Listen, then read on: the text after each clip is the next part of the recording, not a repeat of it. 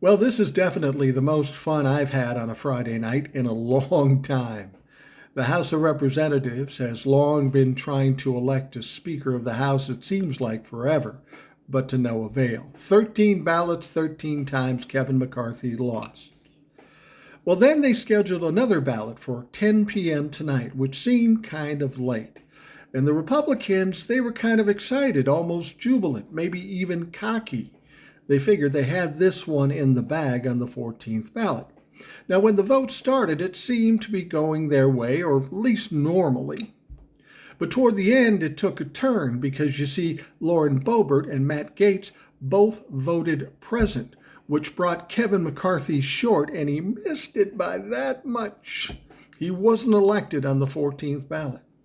So obviously people are upset and they're concerned something didn't go right. And who could have imagined that Lauren Boebert and Matt Gaetz would have been the snakes in the grass? Kevin McCarthy walked over, talked to Matt Gaetz, says, "What the fuck do I got to do here?"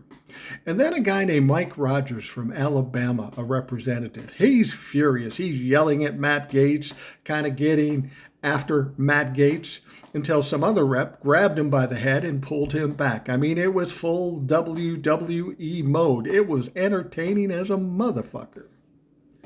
So at that point, a Republican says, "I want to vote for adjournment until Monday at noon," which seemed kind of weird. Why wouldn't they go back the next day? But the Republicans wanted the weekend to try to figure this shit out.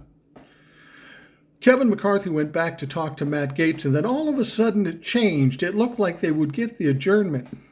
But then all of a sudden the Republicans started changing their votes, and they said, "No, we're going to stay and vote again." So they're going to vote a 15th time. The only reason they would have done that is because they feel like they turned Matt Gaetz and they would win. That would be the only reason they'd stay. So the 15th ballot starts and everything seems normal. And it looks like Kevin McCarthy is going to win. Now, the 6 people that have been holding out against Kevin McCarthy typically were voting for somebody else, but not this time around. All 6 of them voted present, and it was enough to bring the level of votes necessary down to a point where Kevin McCarthy could win. 216 votes, and Kevin McCarthy is now the Speaker of the House. Oh, he was excited. It's like he just won the Indianapolis 500. But it took 15 ballots, and you had to give away every bit of power you had. So this isn't really a win. Be careful what you ask for. But now we're going to have the weakest Speaker of the House in the history of this country and the most divided Republican Party in the House ever.